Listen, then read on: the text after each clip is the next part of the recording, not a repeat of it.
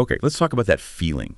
You know, the one that constant, relentless tug of war, you're pouring everything into being a great parent, maybe building something amazing, a business, right? But the second you focus on one, the other one feels like it's slipping. It's that feeling, isn't it? Like you're trapped in this broken work-life balance idea where there's just never enough time. These different roles are always clashing. And honestly, the emotional drain, the guilt, sometimes it feels really isolating. If that sounds familiar, well, you're definitely not alone. Welcome to the Deep Dive. We're here to cut through all that noise and get you the insights you actually need fast. Today, we're jumping into something really interesting. We're going to unpack Christopher D. Connor's book, The Champion Leader, heard good things about it, and we'll show you how it connects really deeply with this program called Future You. Our mission here is to give you a kind of shortcut, show you exactly how these two things work together to help you find clarity, sure, but also real, authentic leadership, across all parts of your life. We've gathered insights from a bunch of sources on both the book and the program, so you get the full picture of how they mesh. It is a really powerful combination, something we've been quite keen to talk about, because often you find these great individual resources, right? A book here, a program there, but actually seeing how the core ideas in one support the practical steps in another, that can be tricky. And that's, I think, what's so valuable about looking at these two together. It shows a really integrated path. Okay, so let's start with the book then. The Champion Leader. Yeah. Christopher D. Connors, he's known as an author, speaker, executive coach.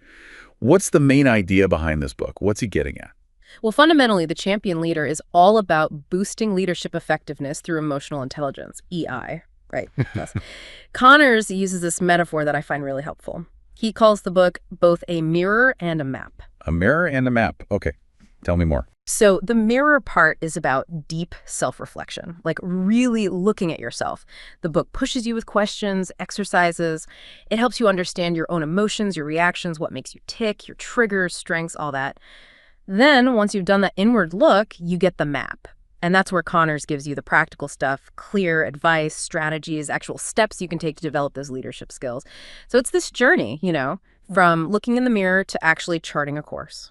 That approach, mirror then map, feels really necessary, especially now, wouldn't you say? With so many people working remotely or in hybrid setups, it feels like connecting and leading effectively is, harder. How does the book address that? Oh, absolutely. He tackles it directly. This isn't just abstract theory. The book is very much aware of the challenges of leading today, especially when teams are dispersed. It really emphasizes how to build real connection, even when you're not physically in the same space. And Connors focuses on a few core themes that are just critical for any leader now, whether you're running a big team or, like our audience, juggling parenting and entrepreneurship. The first one, and it's really the foundation, is self-awareness. And we're not just talking buzzwords here. It's about genuinely understanding your emotions, your actions, and those pressures often hidden that can mess with authentic leadership.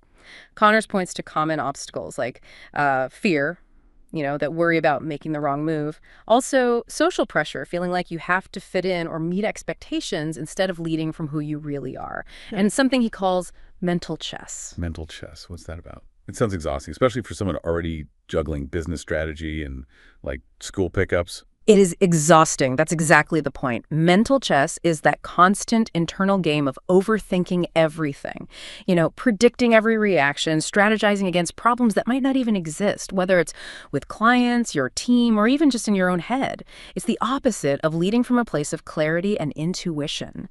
Connors offers ways to break those cycles, often using emotional intelligence to find the root fears driving it. And speaking of internal battles, he also dives deep into imposter syndrome. Crucially, he helps you see it not as some personal flaw, but often as a signal that you're growing, pushing boundaries. Imposter syndrome. Yes. I think so many high achievers, especially entrepreneurs and parents wearing multiple hats, struggle with that. So knowing a book addresses it directly is a big deal. Wow. Okay, so self-awareness is key. What else? From there, he builds into empathy and connection. And again, this is more than just being nice. It's about developing real skills for building strong relationships. The book gives practical strategies for adaptability, which is vital for any entrepreneur, right? Things change fast. And assertiveness, too, being able to communicate your vision and needs clearly but respectfully. For parent entrepreneurs, this isn't just about work teams. It's also about fostering better connections at home, building that supportive family environment. Then there's a really solid section on prioritization and time management, but it goes way beyond just making to-do lists. Connors links effective time management to strategy, discipline, reflection, even making space for new ideas. The goal he talks about is achieving time freedom. Time freedom. Wow. Okay. That phrase alone probably hits home for anyone feeling that constant time scarcity role conflict pain. Yeah. It sounds like the exact opposite of that feeling of always being behind. What's the last core theme? The final pillar, really underpinning everything, is authenticity. Connors makes a strong case that truly effective, sustainable leadership has to come from your genuine self, your core values and beliefs. It's about showing up as you are, not some idealized version of a leader you think you should be, which can be incredibly freeing, especially if you feel pulled in different directions by your various roles. It sounds incredibly thorough, but also practical. Yeah. Our sources really emphasize how the book uses storytelling alongside the advice. That it's not just dry concepts, it makes things relatable. Exactly. That combination is key to its impact. Connors uses compelling stories to illustrate his points. It makes the lessons much more memorable and easier to connect with on a personal level. It's practical wisdom delivered engagingly. Okay, great foundation. Now let's bring in the other piece, the Future You program. We mentioned it's aimed at purpose-driven parent and entrepreneurs. Yeah. What's the program all about? What's its main goal? Right, so the Future You program is designed specifically for this group. Its core mission is guiding people towards something they call purposeful sovereignty, which is a really interesting term. They define it as achieving this authentic alignment, this integration between being a parent, a creator, and a provider. It's about making those roles work together, enriching each other, rather than competing for your time and energy. Purposeful sovereignty. So Sure. it's directly tackling those core pains we started with, the guilt, the isolation, the emotional toll, and it aims to move people from self-doubt to clarity and leadership, which I noticed is actually phase 1 of the program. Precisely. And one of the smartest things about Future You, I think, is how it frames the problem. They call it the new opportunity framing. It actually points to the broken work-life balance model as the reason for past struggles or feelings of failure. So it takes the blame off the individual. Exactly. It validates your struggles without making you feel like you failed. It says, look, the old model was flawed. It wasn't set up for someone like you. And then it presents a new way forward. It's compassionate, it builds trust, and it allows people to embrace a new solution without feeling bad about the past. That reframing sounds incredibly effective. Right. Makes sense why they'd use it. And it connects to that reluctant hero idea they talk about for the leader, right? Where vulnerability is okay, past failures are just part of the journey, and it encourages you to dream bigger. Yes, it's all part of creating a supportive space. Meeting people honestly where they are, and then giving them an empowering new perspective on their journey. Moving from that feeling of being torn apart to feeling empowered and whole. Okay, this is where it gets really juicy. We have the champion leader laying down this foundation of emotional intelligence, authenticity, leadership. And we have Future You offering this path towards purposeful sovereignty for parent entrepreneurs. How do they actually work together? What's the synergy? Why are they stronger combined? Well, this is the fascinating part. The champion leader essentially provides the why and the how for the personal development needed to succeed in Future You. It gives you that deep theoretical grounding and the practical emotional intelligence tools, which then directly support the mission and the specific strategies taught in the Future You program. You could almost think of Connor's book as the personal prep work, the internal strengthening that lets you get the absolute most out of the Future You structure. Okay, that makes a lot of sense. So let's connect some dots.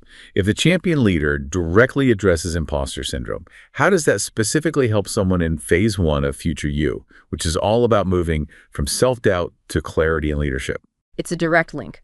Connors identifies imposter syndrome as this major block to authentic leadership.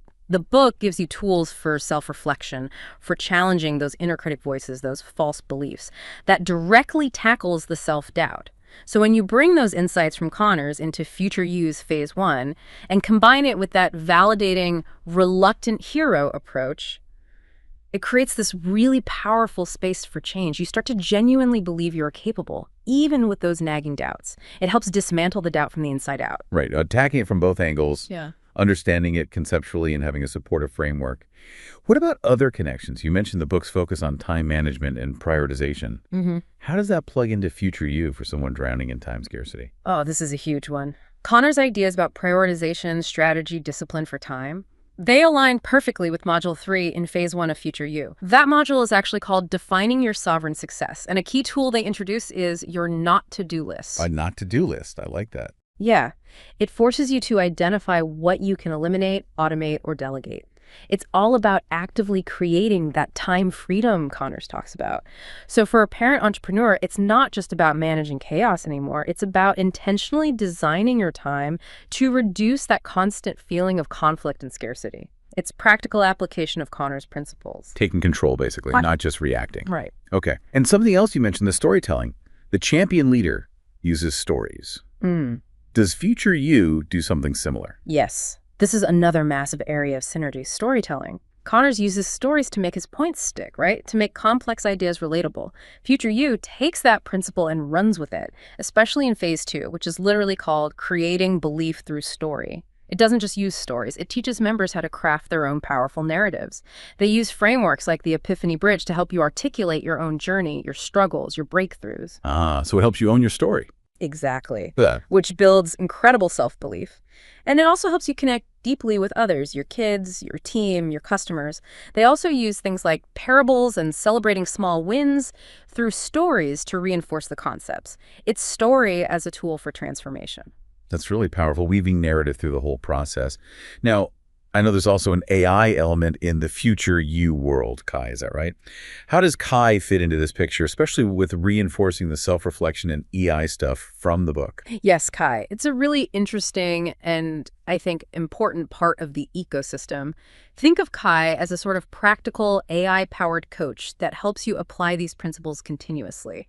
It's described as a nurturing story coach. And it has specific features like an Epiphany Bridge Builder tool, which directly helps you structure those personal stories we just talked about. It also has a false belief identifier. Okay, so that ties right back to the imposter syndrome and mental chess Connors discusses. Precisely.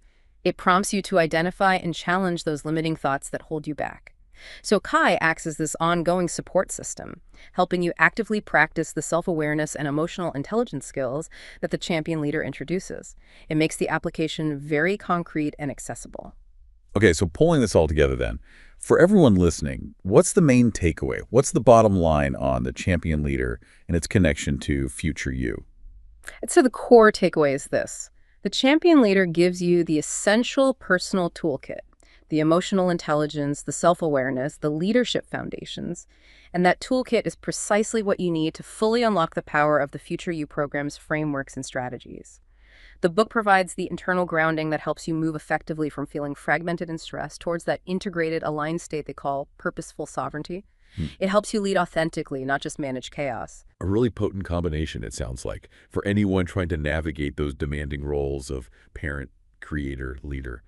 So as you think about everything we've covered today, here's something to chew on. How might really integrating that deep self-awareness, that intentional approach to your time, like we've discussed, from these resources, how might that change things for you? Not just making you more productive, perhaps, but fundamentally shifting how you feel about your purpose, your fulfillment, across all those important roles you play. Just imagine for a moment, what could a truly sovereign day, or even a week, look like? What would it feel like for you if those different parts of your life felt truly aligned and integrated? Something to think about.